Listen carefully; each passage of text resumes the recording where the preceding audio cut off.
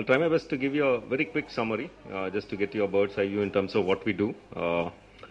Quickly, as the slide indicates, it's all about information access to the next billion. We're talking about actionable information which can impact livelihood and life improvement to the population which is today untouched by the information superhighway. All of us know in most emerging economies, including India, the PC penetration or the ICT penetration is extremely low. And huge amount of diversity in terms of literacy, language, and so on and so forth there. So how does a mobile kind of a story fit in, and what are the challenges there? I'll touch upon what do we do in terms of Nokia Life, how did we conceptualize it, where are we, and how are we evolving it, and I'll also give you a glimpse in terms of certain projects we do. Okay. Let's look at, there are totally about 3.7 billion mobile phones across the world, but there's no equality among the people who have mobile phones. So if you were to look at it closely, about 1 billion of them use the web browser on a mobile phone for information access. 1.5 billion have a browser enabled phone but still don't use internet on them. And you have about 1.2 billion phones which only have an SMS as a key bearer there. And they rely on information through the traditional sources, either be it the middlemen or the mass media or anything of those nature. So then you have 3.2 billion who don't own a mobile phone. So Nokia's intent is to very clearly bring the benefits of mobility to this next billion. So that's what we're trying, to create a bridge. People who are untouched by the internet revolution, information access is what Nokia is trying to focus upon. Most importantly, let's also have a quick look in terms of what do consumers have to say, the next billion consumers, what do they want to say? You have a farmer in Uttar Pradesh who is talking about needing market-related information for his produce so that he can sell it at a better rate. Then you have a housewife who's talking about education for her children. She couldn't be educated, but at least she wants her children to be educated. Can technology help supplement some of the classroom training the students undertake? Then you have another farmer talking about if someone can guide me in terms of better farming tips, that would be of huge value add to me. So on and so forth. Someone is talking about being healthy. India is the diabetes capital, highest number of heart-related ailments, and so on and so forth. So how can someone give me prevention-related tips and how I can make use of it? So as I said, relevant and actionable information can make a difference, but as I was mentioning, all of this today is not available to the next billion out there. They're still dependent on traditional sources for information. So Nokia's mission is simple. It's about connecting people to what really matters to them. It's not about voice calls any longer. It's about what other things can we provide to them so that their livelihood, life improvement is taken care of there. And that's one of the reasons why Nokia is still considered as one of the most trusted brands across categories in most of the markets there. So this is to just summarize in terms of our overall core offering. We have best-in-class devices coming, services which are catering to that specific audience for their specific needs out there, and all of these are getting co-created with a very strong ecosystem. By ecosystem, I'm talking about inclusive participation from the government, from the industry, and from social agencies as well. So Nokia Life is the project which we work under, and that's a first step in terms of connecting the next billion there. It's actually built ground up for the consumers from the emerging markets. The clear focus is on livelihood and life improvement, which is all about education, health, and agriculture. So agriculture is the predominant occupation in India. Then it's about local information in one's own language in an innovative graphical user interface. The screen on the left shows you how there's an interplay between a local language and English. Someone is trying to learn English using a local language as a medium for our education service there. So all of these are available on a wide range of Nokia devices, starting from about 1,000 rupees to up to about 6,000 rupees. Fairly easy to access. Even a semi-literate person, language literate, he could also use it very, very seamlessly there. So this is the portfolio which we offer: agriculture, health, education, and entertainment.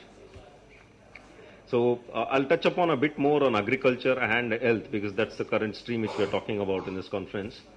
So today's Indian farmer, all of us know, age-old techniques, heavy reliance on middlemen. If he has to sell a produce, he has to approach a middleman, and whatever price he quotes, that's the price he has to sell. Limited access to market-related information. And we have heard success stories about PC-based or ICT-based solutions out there, but it's not taken off. It's been good at a pilot level, but India is all about scale. You have so many districts, villages, so it's all about scale. So what does Nokia Life do out here? Nokia Life tries to provide access to market information. It also provides daily weather advisory, very, very pertinent to his location, and also daily tips and guidance from experts in this field out there, all in a form and format, if you were to look at on the bottom side of the screen, which is fairly comfortable for the user, even a semi-literate user to understand. Yes, initially there were a lot of feedback which came in that, why don't you guys provide voice-based solutions?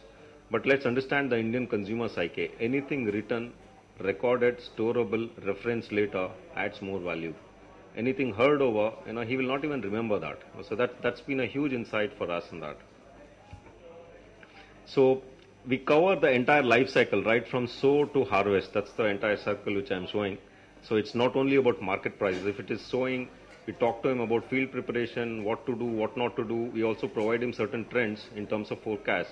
If there is a forecast that rice production is going to be bumper or a certain cash crop is going to be bumper. So we tell him, why don't you mitigate your risk? Try and do something else so that your incomes are much better protected out there.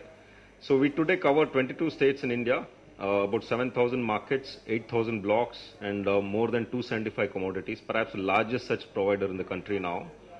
So we work very closely with the government, industry, as also social agencies. It's a fairly close-knit 30-odd partners out there who provide us with invaluable knowledge in agriculture. And we also do outreach projects with agencies like NABARD and the likes of them. And of course, we have also invested in a state-of-the-art agriculture editorial desk in Bangalore, where we have about 40-odd veterans in agriculture who aggregate all of this data, edit and send it to farmers on a regular basis. Similarly, on healthcare, we touch upon Live Healthy, which is all about hygiene, fitness, nutrition, so on and so forth, to pregnancy. India, in fact, has the highest mortality rate, child mortality rate. So that's one aspect which you want to cover. Parenting advice, starting from infancy right up to teenage, and pertinent health topics. India is the diabetes capital. India has the highest number of heart-related diseases, and of course on the respiratory and pandemics. So specific, preventive, but actionable information is what we try to provide out here. I'll try to highlight some of these in some of the projects which we have done. Even in healthcare, the entire cycle starts from pregnancy and infancy right up to old age, trying to address each of the specific needs an individual might have. A quick example, today how Nokia Life in terms of healthcare is focusing on behavioral change. One, we want to make users aware of certain aspects and in the process try to change their behavior. It's about changing habits. That's how something can be measured more properly. In Indonesia, a young mother actually maintains a vaccination card and most of the time she might forget about it. So Nokia Life tries to give her schedules and reminders so that she's always reminded. And we also provide certain information where there is no need for a doctor to actually attend to certain problems. So half the time spent in terms of going to a clinic and visiting is avoided. Similarly on diabetes, it's about awareness and associated behavior change. If someone in the household has a foot injury which is not healing and most of us are ignorant about it, it starts off at that kind of a level, so that at least screening happens and from there on the medical intervention steps in out there. It's about that aspect out. So this is the whole host of ecosystems. I just put in a partial one across what we do. You see representation from government, industry and even the social agencies, because that's how an information service needs to be done. These are some of the projects which we have done. In Kerala, we worked very closely with NABARD and Vegetable and Food Promotion Council, where it was about how to increase go-to-market opportunities for farmers. And there was a baseline survey before start of the service and post using the service. What is the impact? So 70% of the farmers told that it helped improve productivity. 70% told they were able to fetch a better value. And 1 into 15 virality, that is one farmer talking to 15 farmers that he used such and such technology intervention like Nokia Life and it benefited him. So that's the best way to market something out there. We cannot always be on media, but if a farmer himself, after having felt the effect, is talking to 15 more other people, then the adoption rate of such interventions is much more positive. Similarly, we also are doing an exercise in terms of diabetes prevention, trying to outreach to about 1 million Indians. It's again a consortium with Arogya World, a social agency. Then you have Biocon, Emory University, which is supposed to be a subject matter expert in diabetes, and so on and so forth. There again, the entire intent is about behavior change.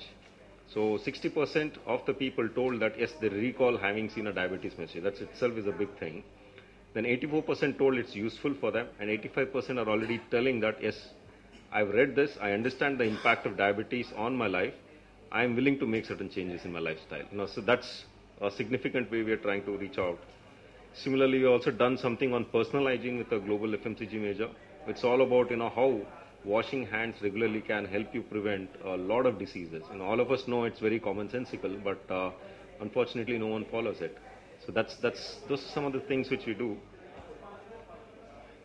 So Nokia Life is about value proposition across the chain. It's for the consumer. It's about access to relevant information and improvement in his livelihood. Then we have knowledge partners and affiliates. It's about reach. Every organization, including government, is about I have information. I need to reach it out to many people as possible. So that's how Nokia Life comes in as a platform. And for Nokia, it's about reinforcing our brand trust. So Nokia is the most trusted brand, and we want to make sure that it is reinforced well. So this is the way we went ahead. We started off with a pilot in Maharashtra way back in 2008. We were not even too sure that whether people would be accepting this or not. Then post that, we launched it across 2009 in India. And in 2010, it's now available in Indonesia, Nigeria, and China. And we are now stepping up our operations in Africa as we speak ahead. So this is something which has been replicated across. So in a nutshell, Nokia Life has been experienced by more than 70 million users. We provide greater than 9 million updates on a daily basis. And these are the countries we today operate, with more getting added on. Perhaps we are the largest information service provider globally with this kind of a user base. Thank you very much.